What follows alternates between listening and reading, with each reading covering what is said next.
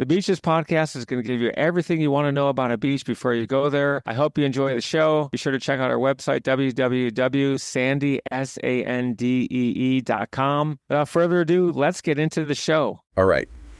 Someone out there is dreaming of a New Zealand beach vacation. Sounds like a good dream. Yeah, and they want the inside scoop. All right, well, let's give it to them. You know, we actually got a request from a listener. Okay. About this very topic. Okay. But, you know, they only gave us one single line of text with their request.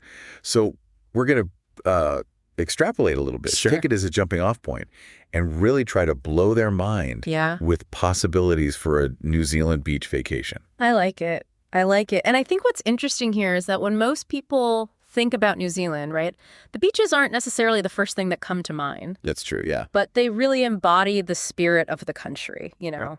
Okay. You've got such diversity there. Dramatic landscapes from volcanoes. You've got these tranquil coves that are teeming with wildlife.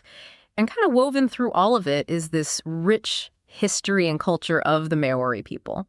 Okay, so yeah, I have to admit, when I think of New Zealand, like Lord of the Rings immediately comes to mind, right? Those epic landscapes, mountains, beaches aren't the first thing I... Yeah.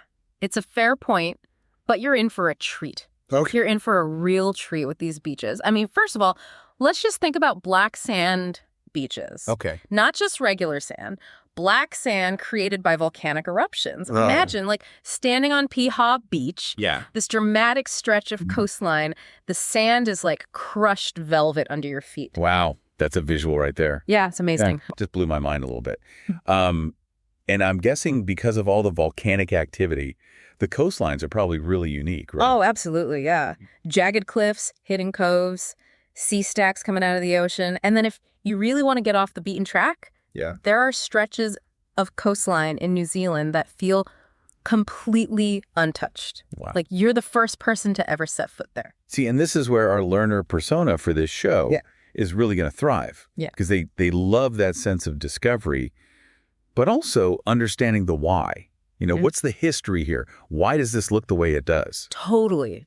And that's where I think that the Maori culture is really fascinating because they have such a deep spiritual connection to the land. And they have these stories and legends, traditions tied to specific locations. So you go to a place, let's say like Cape Reinga. Yeah.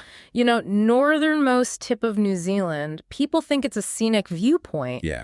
But for the Maori people, it's this deeply spiritual place. It's where the spirits depart for the afterlife. Wow. Really heavy stuff. Yeah, getting chills just thinking about that. All right, so we've got volcanic beaches, we've got these hidden coves, we've got spiritual significance. Yeah. I could already picture myself there. I love it. But we're practical people too, so let's talk about like the logistics of actually planning this trip. Yeah. When should someone go? How easy is it to get to these different beaches? Right. Well, I mean, first of all, remember New Zealand, opposite seasons. Oh, right, yes. Southern hemisphere. So their summer is our winter. Yeah. That's prime beach time.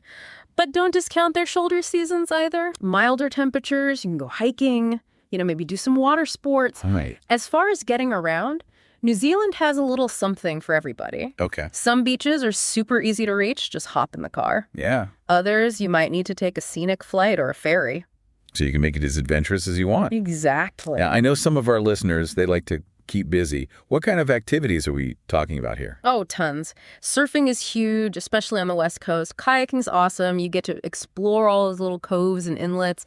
And then just keep your eyes peeled for wildlife. Oh, cool. I mean, seals basking on the rocks, penguins, maybe even some dolphins. Amazing. Yeah. Now, before we wrap up and send everyone rushing to book their flights, let's talk, sleeping arrangements.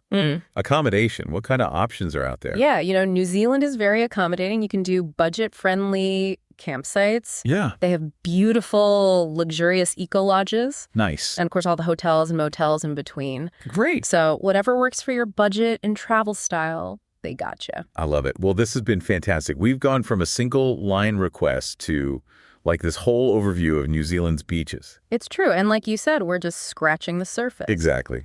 So, listener, here's what I want you to do. Close your eyes for a second. Imagine yourself on that black sand beach. Waves are crashing. You can feel the sand between your toes. Yeah. How does that make you feel? What else do you want to learn about this amazing country? There you have it. Your New Zealand beach adventure awaits. Have fun. Thanks for listening to the show, and be sure to tune in next week for your favorite episode about some of the best beaches and beach information in the world.